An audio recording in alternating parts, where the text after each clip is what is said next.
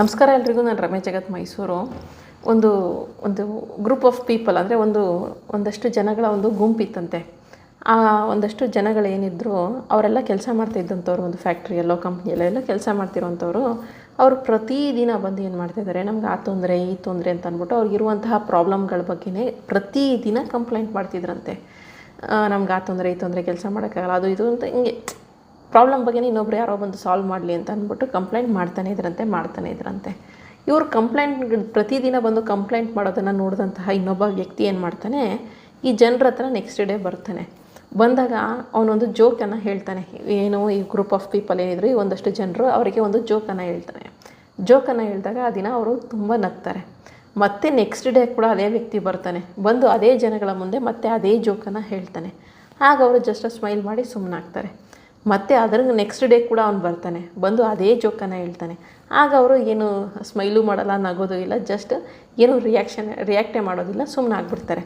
ಮತ್ತು ಅದರ next day ಬಂದಾಗಲೂ ಅದೇ ಜೋಕ್ ಹೇಳ್ತಾನೆ. ಆಗ ಅವ್ರು ಹೇಳ್ತಾರೆ, ನೀವು ಪದೇ ಪದೇ ಇದೇ ಜೋಕ್ ಹೇಳ್ತಾಯಿದ್ರೆ ಅದರಿಂದ ಏನು ಯೂಸ್ ಇಲ್ಲ, ಹೇಳೋಕ್ಕೆ ಹೋಗಬೇಡ ಅಂತ ಅಂದ್ಬಿಟ್ಟು ಅವ್ರು ಹೇಳ್ತಾರೆ.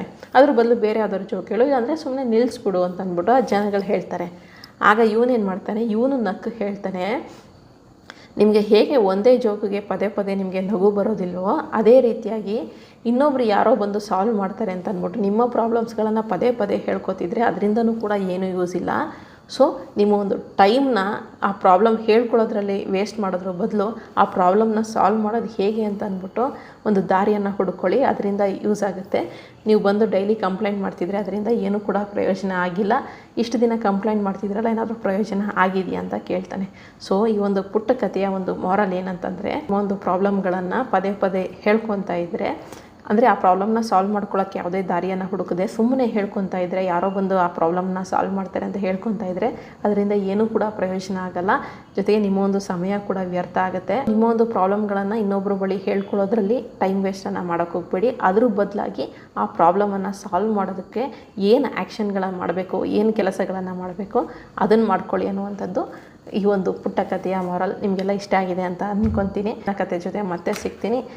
ನಾನು ಬರೆದಿರುವಂತಹ ಅವನ ಪ್ರೀತಿ ಆಕಾಶದಷ್ಟು ಪುಸ್ತಕ, ಒಂದು ರಾಮ್ ಜಾನಕಿ ಒಂದು ಎಮೋಷನಲ್ ಲವ್ ಸ್ಟೋರಿ ಏನಿದೆ, ಆ ಒಂದು ಕಥೆಯ ಪುಸ್ತಕ ಬೇಕಿದ್ದವರು ಡಿಸ್ಪ್ಲೇ ಬರ್ತಿರುವಂತಹ ನಂಬರ್ಗೆ ಒಂದು ವಾಟ್ಸಪ್ ಮೆಸೇಜ್ ಮಾಡಿ.